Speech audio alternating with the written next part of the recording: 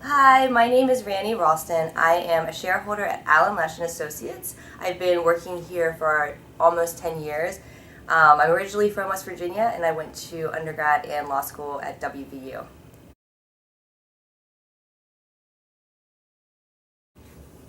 I went into employment law because I knew I wanted to do human rights law and I wanted to be a litigator. And so to me that meant I want to go to trials and I want to do civil rights. I want to practice and represent people and specifically minorities, women, workers' rights, things like that. And so employment law is really the best sort of way to practice in that realm of doing civil rights where discrimination and things like that. It's a place where people have those issues happening often in their jobs.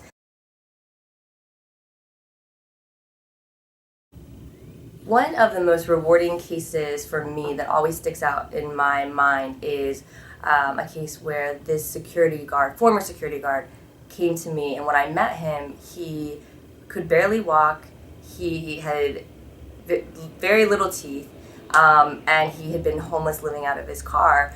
I spoke with a voice box, and he basically what he told me was he had been working as a security guard at a bank for 10 years, perfect attendance.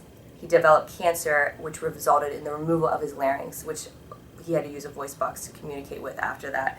And it wasn't in accordance with the call-off procedures there, and they wouldn't give him a reasonable accommodation to call a supervisor directly, so he was fired, and he lost everything. He lost his home. He couldn't live in a homeless shelter because of the susceptibility with having using the voice box from the cancer, and he was living out of a car.